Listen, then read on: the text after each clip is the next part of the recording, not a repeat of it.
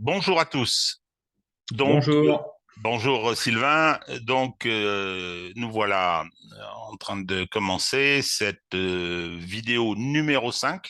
Hein, c'est la cinquième semaine où nous intervenons, toujours bien évidemment à partir de la guerre en Ukraine, mais en essayant d'élargir nos propos à ce qui se passe au plan mondial, car je crois que nous sommes confrontés à un bouleversement stratégique, géostratégique de très très grande importance qui voit une forme d'affrontement entre un Occident un peu en déclin, disons décadent, et des pays émergents qui considèrent aujourd'hui que l'ordre unipolaire mis en place par l'Occident, et en particulier les États-Unis, doit laisser la place à un monde multipolaire. Alors, je vous propose d'aborder trois questions, si on a le temps, bien sûr.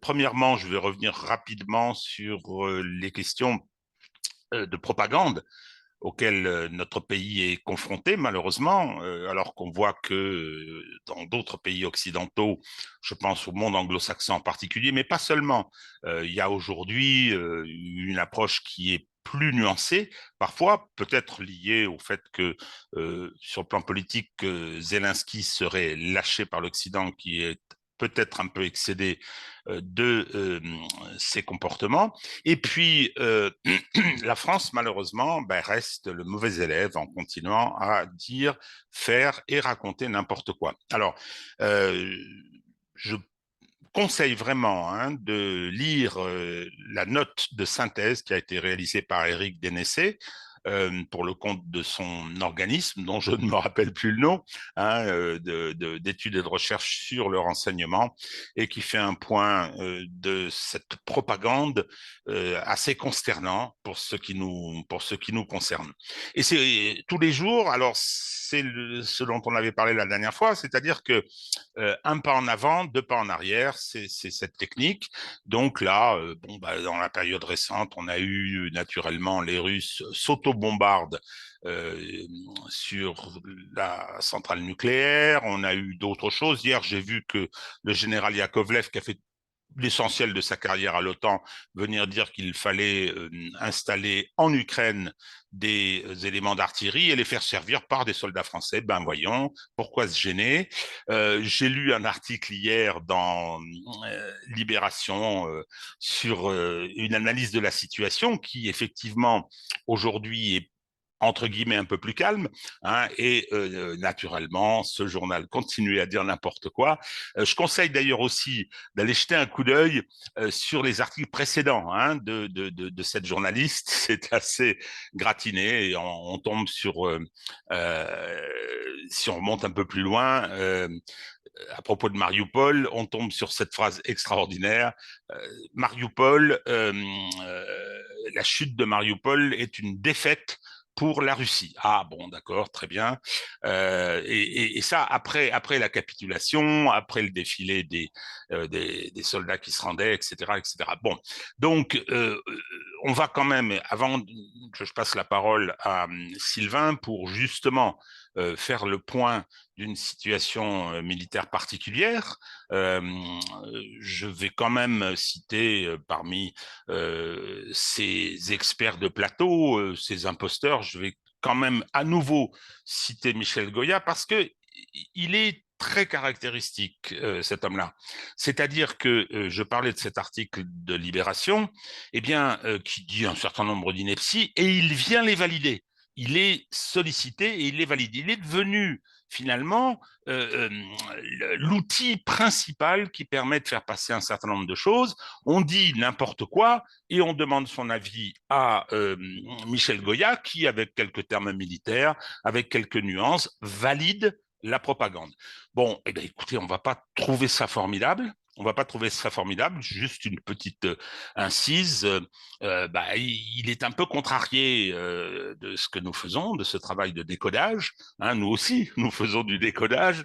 Et moi, personnellement, il me qualifie de PPF, c'est-à-dire que le parti dirigé par un ancien dirigeant du Parti communiste, passé à la collaboration avec le nazisme. Hein, donc, je serai celui-là, puisque mon passé bolchevique m'aurait amené aujourd'hui à être à l'extrême droite. Je ferai deux petites remarques. La première remarque, s'il y a quelqu'un qui soutient les nazis en Ukraine, il s'appelle Michel Goya. Et il les soutient parfois de façon assez écœurante sur ses tweets, hein, quand on le voit danser ou quand on le voit mettre des icônes se réjouissant de la mort de soldats. C'est quand même un peu problématique. La deuxième, c'est que, cher Michel Goya, ne vous inquiétez pas, je mourrai communiste. Ceux qui me connaissent le savent. Bon, je vais maintenant passer la parole au général Marinus. Et pourquoi est-ce que je l'appelle Marinus et non pas Sylvain Ferreira? C'est que il y a eu la publication dans la revue des Marines américains, excusez du peu, hein, qui est une des armes les plus célèbres des États-Unis, un article dans leur revue officielle, hein, un article qui faisait des analyses et qui saluait la stratégie de l'armée russe et qui la saluait avec énormément d'éloges. Et j'ai trouvé ça amusant de lire tout ça. J'avais l'impression de retrouver les articles de Sylvain Ferreira, articles que nous avons publiés au fur et à mesure dans Vue du droit. Je renvoie aussi à leur lecture, mais cela m'a fait plaisir et m'a permis de considérer qu'effectivement, c'était une collaboration extrêmement sérieuse que j'avais avec Sylvain. Alors, Sylvain, à toi, qu'en est-il de cette démonstration, assez longue d'ailleurs, hein, faite par ce général? Alors, Marinus, c'est un pseudonyme, hein, c'est un pseudonyme, Oui, oui, évidemment. Hein, oui, oui, oui, oui.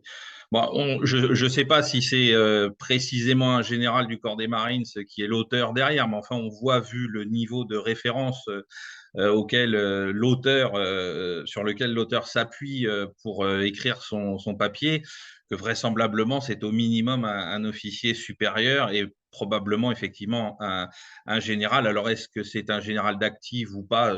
S'il a pris un pseudo, je pense que c'est le cas, hein, pour évidemment éviter tout problème de devoir de réserve avec sa hiérarchie. Donc en fait, alors le corps des Marines c'est tellement important aux États-Unis qu'il n'a pas une, mais trois revues, hein. Donc là, c'est dans l'une d'entre elles, hein, le Marine Corps Gazette. Et donc, on a eu cet article effectivement d'analyse assez approfondi, assez long, pour nous expliquer effectivement que la stratégie mise en œuvre par les Russes était une stratégie qui était déroutante, hein, pour nous occidentaux. On n'avait pas les clés forcément au départ pour l'appréhender, qu'ensuite elle était fondée sur des bases qui nous sont un peu étrangères, il faut le reconnaître, hein, par rapport à l'art opératif, on en a suffisamment parlé, que malgré les difficultés qui pouvaient être rencontrées, ces difficultés les étaient liées aussi à un phénomène qu'on ne veut pas voir en Europe occidentale et aux États-Unis, c'est-à-dire la volonté d'épargner le plus possible la population ukrainienne, avec laquelle la population russe est imbriquée, hein, par des nombreux mariages, on pourrait dire mixtes, hein, entre Ukrainiens et Russes, avec des parentalités donc très fortes. Et donc l'auteur nous dresse ce bilan de cette originalité de la stratégie russe, du fait qu'elle est placée sur une temporalité qui est différente, hein. On va revenir tout à l'heure sur là où nous en sommes aujourd'hui, et qui nous explique qu'elle a une origine qui est bien enracinée dans la pensée militaire soviétique et russe du XXe siècle. Donc, effectivement, c'est un petit moment de fierté personnelle de se dire que ce que j'ai pu avancer depuis, on va dire, le début du mois de mars est corroboré par des gens de ce niveau-là. Et puis ensuite, ça en dit très long sur le niveau d'ouverture d'esprit et puis de liberté de parole qui existe de toute façon déjà aux États-Unis de manière générale, mais au sein de cette institution. Hein, il ne faut jamais oublier qu'un des plus grands critiques de la société capitaliste américaine des années 30, c'est le général Butler, hein, qui était le chef du corps des Marines, hein, décoré 2 fois de la médaille d'honneur du Congrès, donc pas vraiment un gauchiste, mais qui avait mis en alerte l'opinion publique sur un éventuel basculement de l'Amérique vers le fascisme dans les années 30. Il faut vraiment lire ses écrits. Hein. Puis il avait aussi fait cet ouvrage où il disait que la guerre, c'était l'affaire des hommes d'affaires, hein, qui étaient là pour gagner de l'argent et certainement pas pour les intérêts d'un État. Donc, le corps des Marines a cette liberté de pensée et de parole depuis très longtemps dans l'histoire américaine. Hein, on voit notamment avec Scott Ritter, hein, il est aussi issu de ce milieu.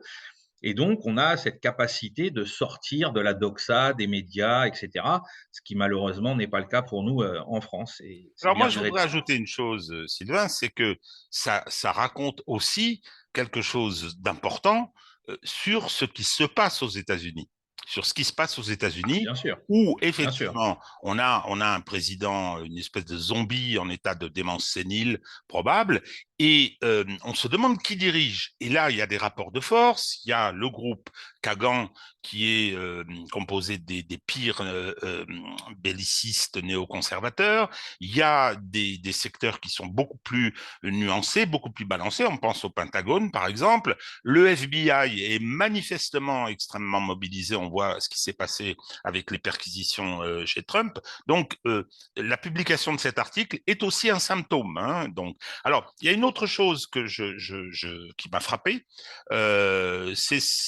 Ça m'a renvoyé à une réflexion que Sylvain m'avait fait. C'est le jour de ses compliments. Hein. Il m'avait fait à propos de la façon dont les Russes menaient cette guerre. Et son expression, c'était ils se battent une main dans le dos. Parce qu'il y avait cette volonté de préserver les civils et puis de préserver un certain nombre d'infrastructures. Donc, qu'en est-il, Sylvain, de cette main dans le dos? Parce qu'elle est Ah, reconnue hein, par ah, l'article. Ah oui, là, l'article est clair en disant que voilà, on n'a jamais vu une armée mener une guerre de ce niveau de très haute intensité au niveau des combats. Hein. On en parle suffisamment hein, avec le nombre de munitions qui sont tirées, etc. Mais on se rend compte aujourd'hui, hein, il y a quelqu'un qui a fait une remarque là-dessus sur Twitter encore hier. Hein, en Ukraine, à l'exception de la ligne de front, il y a de l'électricité partout, l'eau courante est encore là, les hôpitaux fonctionnent. Enfin bref, tous les systèmes d'une société civile sont encore debout. On sait très bien que quand l'armée américaine s'attaque à un pays ces 25 dernières années, à commencer par la Serbie en 1999, toutes ces choses-là, toutes ces infrastructures-là sont effectivement neutralisées. Hein, j'emploie un mot militaire, pour ne pas dire détruites ou rasées, hein, puisque ça, c'est la réalité du terrain. Or, là, on voit bien que, hormis sur la ligne de front, où là, effectivement, les Russes ne font pas dans le détail, hein, ils n'ont plus le loisir de le faire, mais sur tout le reste du pays, les infrastructures sont globalement toutes encore debout, et donc tout est encore ciblé, ce qui explique en partie la résilience de l'Ukraine, hein, parce que si elle avait subi le sort de la Serbie ou de l'Irak, je pense que ça fait depuis quelques mois que le conflit serait terminé. Hein. Donc on voit que les Russes sont vraiment sur une dynamique qui n'a rien à voir avec ce qui s'est fait précédemment dans l'histoire militaire à ce niveau-là. Alors ça, c'est très important parce que ça me ramène au début du propos, au début de la vidéo, sur la propagande. Sur la propagande, c'est-à-dire que c'est quand même très intéressant de voir ce que disent les Marines américains, enfin, l'expression d'une personne peut-être, mais validée, je suppose, par un comité de lecture, hein, de voir Oui, ça, parce que nous, quand on l'a dit parce que, bon, Sylvain a constaté dans la dimension militaire, moi j'ai été m'informer, y compris sur les positions de l'opinion publique russe et de l'armée russe, sur la nécessaire mesure qu'il fallait avoir, on était immédiatement traité de poutinolâtre, d'agent du FSB, quand ce n'était pas carrément du KGB ou du NKVD. Toujours est-il que cette reconnaissance est très importante parce que si on revient sur les accusations qui perdurent, hein, il reste Boucha, où il y a toujours un problème, hein, c'est-à-dire que les experts qu'on a envoyés là-bas, il n'y a aucune conclusion ni dans un sens ni dans l'autre. Je prends pas parti, je n'ai pas accès à ces informations, j'ai quelques doutes, voire quelques intuitions, hein, mais il n'empêche quand même qu'en dehors de Boucha, et Irpine peut-être, je ne sais pas ce qui s'est passé, et sûrement hein, des exactions ponctuelles, ça c'est possible, hein, mais y a les accusations sur les atrocités qui nous sont servies tous les jours par les journalistes. Je pense qu'en ce moment, en particulier, ceux qui se déshonorent le plus, c'est LCI. Hein. BFM a mis un petit peu d'eau dans son vin. Eh bien, c'est validé, cette approche,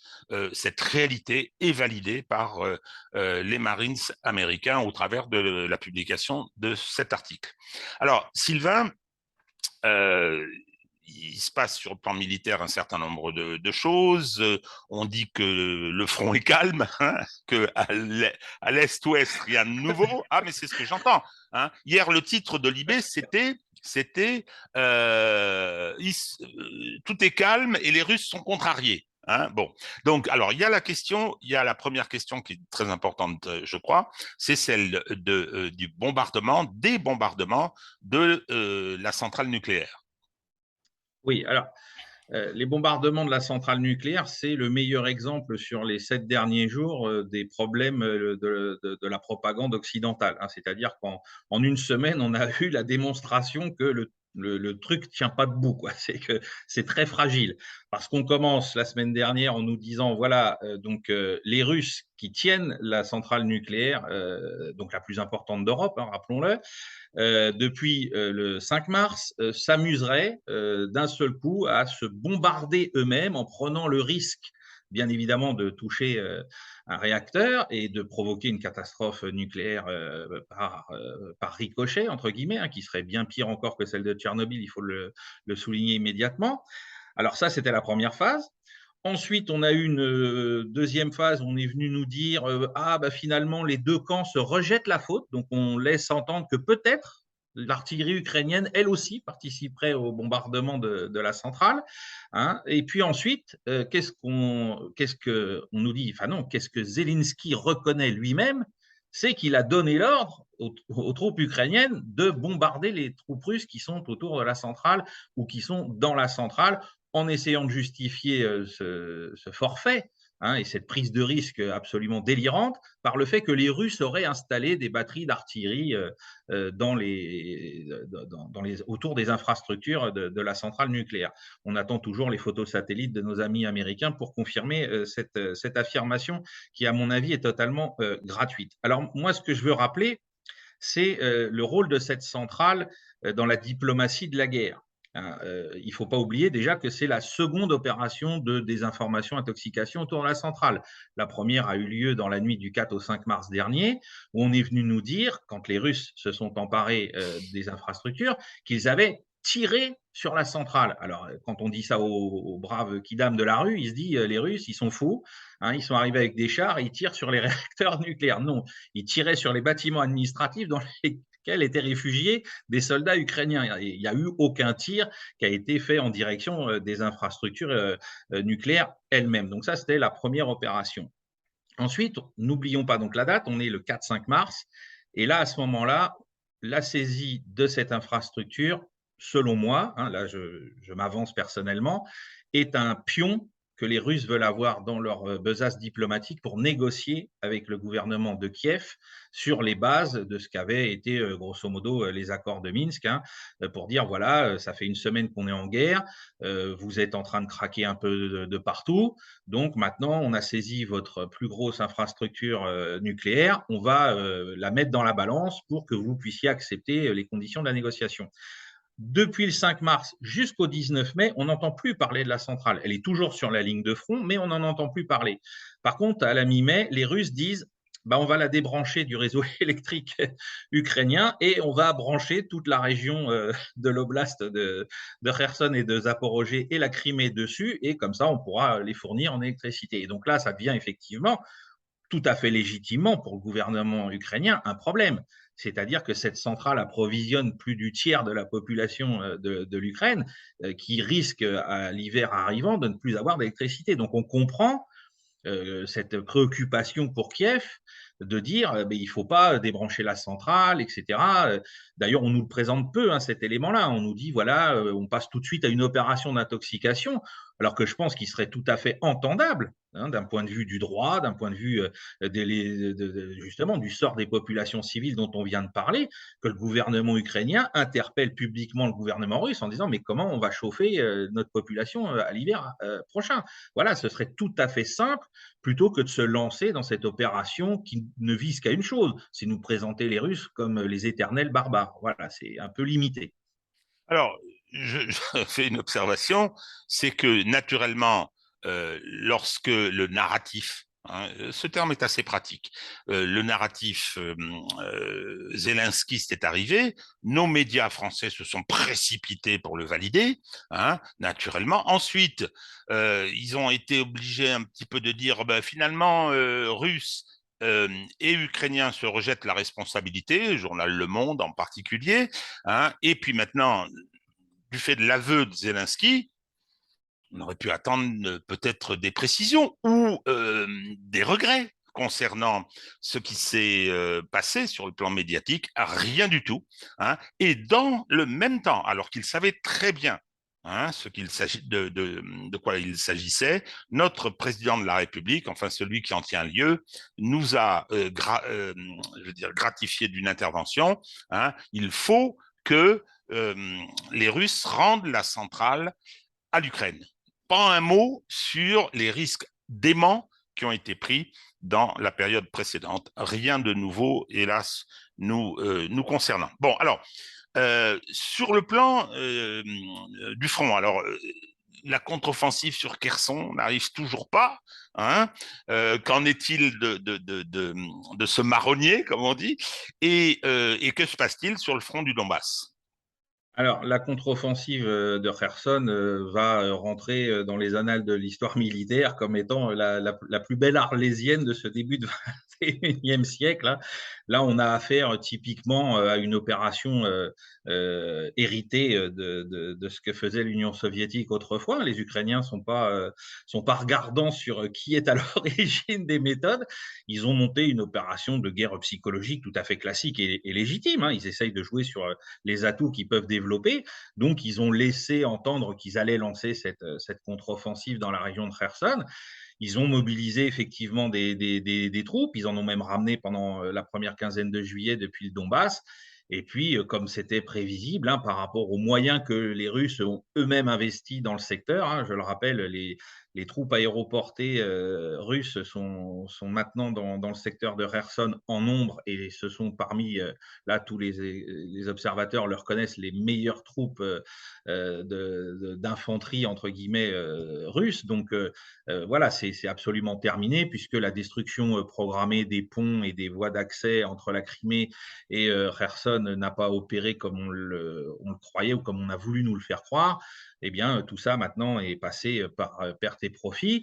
Les troupes ukrainiennes, en partie, ont été de nouveau redéployées dans le Donbass parce que là, dans le Donbass, les choses sont un peu plus claires aujourd'hui et sont loin d'être calmes parce qu'à 50 000 obus jour dans certains secteurs du front, je pense que par rapport à la Première Guerre mondiale, je ne vois pas le petit journal titré 50 000 obus tirés à Verdun hier, le front reste calme.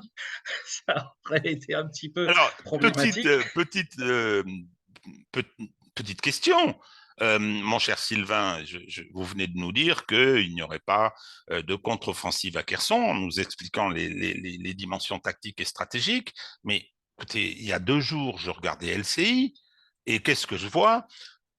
Un parlementaire ukrainien venir dire ça y est, les états-majors sont changés de rive du Dniepr, c'est donc qu'ils sont en retraite, et le sous-titre c'était Ukraine, Kherson, 50 000 Russes pris au piège, point d'interrogation, écrit en gros.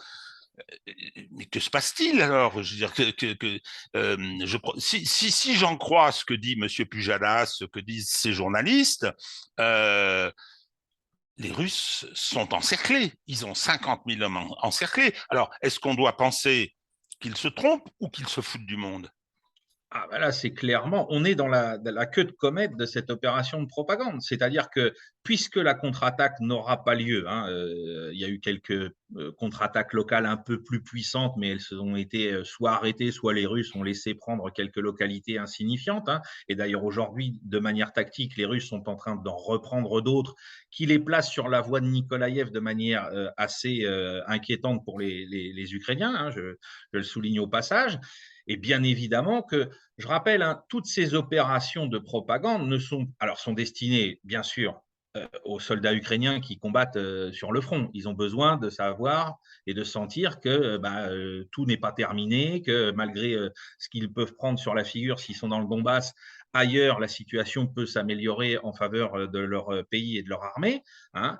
on est dans des choses qui nous rappellent, je le dis toujours, hein, mais on est au printemps 1945. Hein, c'est les mêmes rouages, les mêmes agencements que ce que racontaient les nazis au peuple allemand pour le faire tenir et pour faire tenir l'armée allemande. Donc voilà. Donc derrière, dans le Donbass, ça permet entre. Encore une question, mon pauvre Sylvain, hein, que je Oui. passe mon temps à interrompre.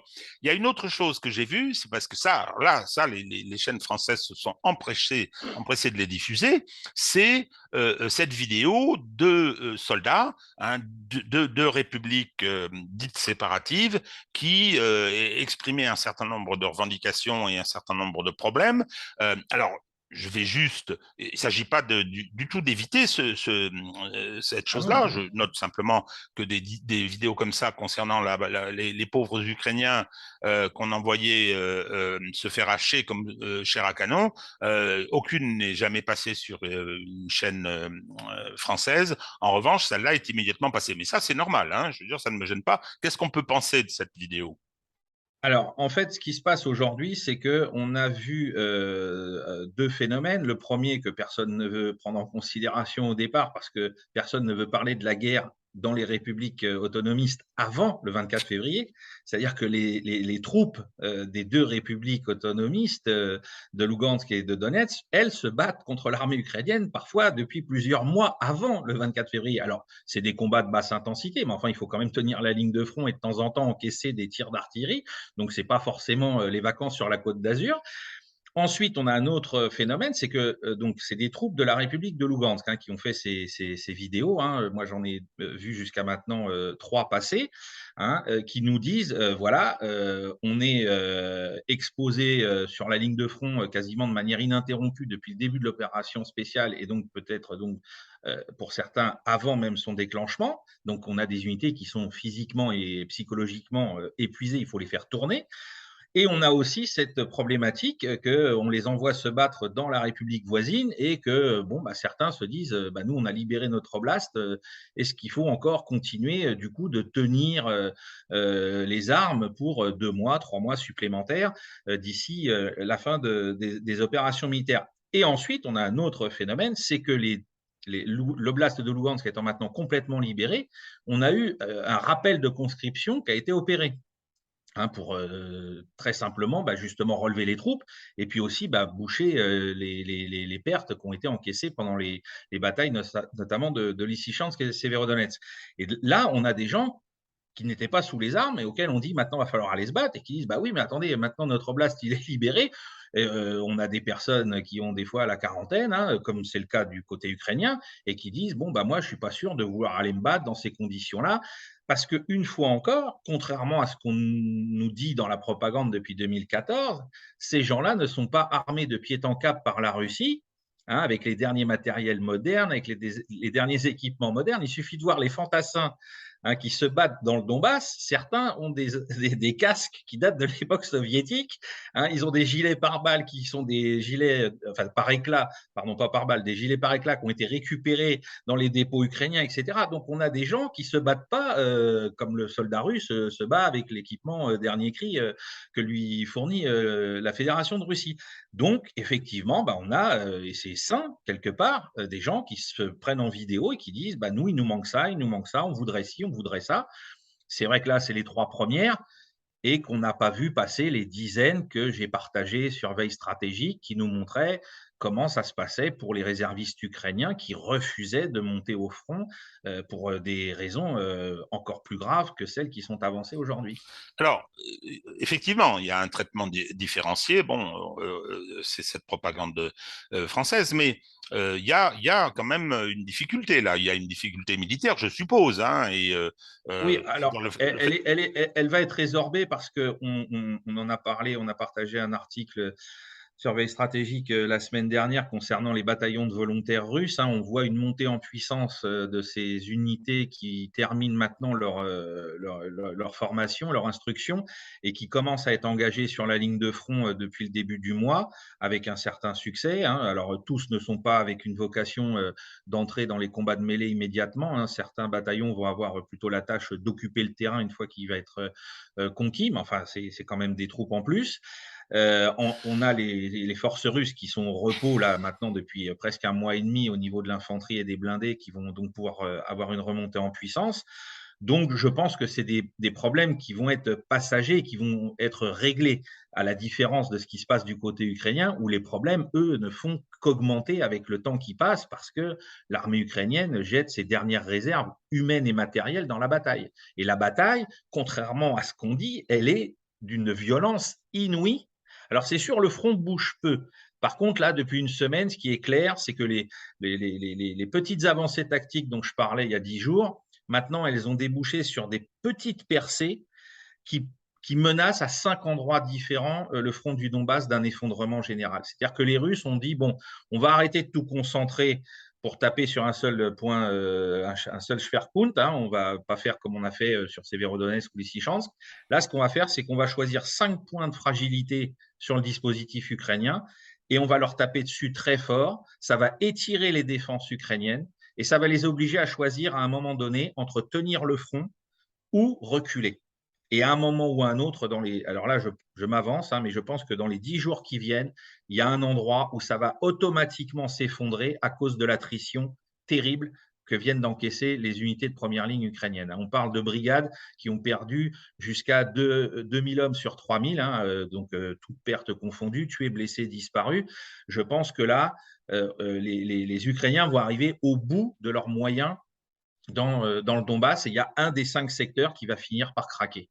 Et là, les Russes vont pouvoir mettre le coup d'épaule pour reprendre ce qui reste de la République de Donetsk. Alors, autre question, c'est cette accumulation des forces dont on nous parle, qu'on voit du côté de Belgorod, hein, donc en Russie, avec des forces impressionnantes. Alors, Oui. on se demande pourquoi, hein, il y a beaucoup de conjectures, qu'est-ce qu'on peut imaginer? Alors, on avait parlé ces 2 dernières semaines de renforcement de troupes au sol, hein, d'arrivée de groupes tactiques bataillonnaires supplémentaires de troupes russes. Et puis maintenant, on nous explique que les effectifs des forces aériennes et des hélicoptères russes ont doublé. Hein, on est à plus de 400 appareils maintenant déployés dans ce seul secteur. Et en même temps, il y a donc maintenant 2 jours, le village de Oudi, donc qui se trouve au nord-ouest de Kharkov, a été repris, hein, parce qu'il avait été repris par les Ukrainiens, et là, les Russes viennent de le reprendre, et ça va, à mon avis, leur offrir une plateforme pour pouvoir lancer une opération d'encerclement de Kharkov avant la fin de l'automne. Je pense que, d'après les différentes analyses que j'ai pu lire et les conclusions que j'en tire, c'est que donc il n'y aura pas d'assaut bien évidemment contre Kharkov, hein, ce serait une folie pure en termes militaires, hein, c'est une ville d'1 million d'hommes, hein, on sait comment ça s'est passé pour la coalition dirigée par les Américains avec Mossoul, hein, et donc là on va se diriger, à mon avis, vers un encerclement, donc une pince nord qui viendra de ce secteur d'Oudi, et puis une pince qui viendra par le sud depuis la tête de pont d'Izium. Hein. Je pense qu'on va vers cette faisabilité-là. Et ce qu'il faut souligner au niveau des effectifs russes, je reviens un petit peu au sud de l'Ukraine, hein, c'est ce qui peut se passer pour gonfler les effectifs combattants russes le mois prochain, que peu d'analystes ont pointé du doigt, c'est le référendum dans la région de Kherson pour son rattachement à la Fédération de Russie. Ce qu'il faut comprendre, c'est que si ce référendum l'emporte, et qu'il est validé ensuite par la Douma de la Fédération de Russie, le territoire de l'oblast de Kherson deviendra zone de déploiement potentiel des conscrits de l'armée russe. C'est-à-dire que jusqu'à maintenant, les conscrits de l'armée russe sont interdits de pénétrer dans le territoire ukrainien et de participer aux opérations militaires. On sait qu'ils tiennent la ligne logistique ou ce genre de choses, mais ils ne peuvent pas être engagés sur le territoire ukrainien pour le moment. Et là, ça permettrait aux Russes de les déployer pour tenir l'oblast, hein, avec donc une population majoritairement favorable. Et donc, ça libérerait toutes les troupes russes qui sont dans ce secteur pour uniquement se concentrer sur les opérations de combat. Donc là, c'est pareil, ça risque de déboucher sur une attaque contre Nikolaïev de manière claire, nette et précise. Alors, on a beaucoup parlé de l'Ukraine. On avait prévu de parler un petit peu de la Chine pour éviter de charger puis de passer à un autre sujet qui lui-même est extrêmement important. Il y a énormément de choses à dire. Ce que je pense utile, et on mettra des liens en description, c'est de savoir que la guerre économique entre les États-Unis et la Chine est commencée déjà depuis un moment. Hein, commencé depuis un moment, et ce qui se passe aujourd'hui s'inscrit dans cette guerre économique autour des questions de l'énergie, où la Chine est en train de prendre une avance considérable, hein, dans les énergies renouvelables, dans l'énergie nucléaire plutôt propre, hein, et également la guerre sur les microprocesseurs. On voit la façon dont les Américains se servent de cette façon d'extraterritorialité de leurs droits, et ont à ce moment-là un système qui leur permet d'interdire aux gens de commercer, aux autres pays de commercer avec la Chine, sous peine de répression considérable, hein, tout à fait considérable. Et donc, par conséquent, c'est très déséquilibré. Les Chinois l'ont compris. Excusez-moi, j'ai eu un petit parasitage.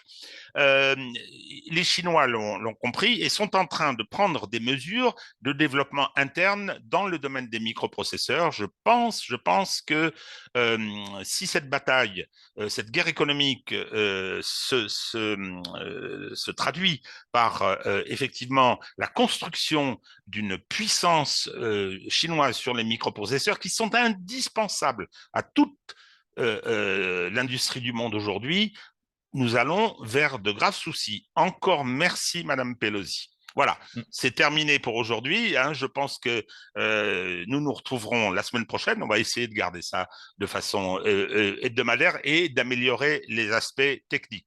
Voilà, à très bientôt. À très bientôt.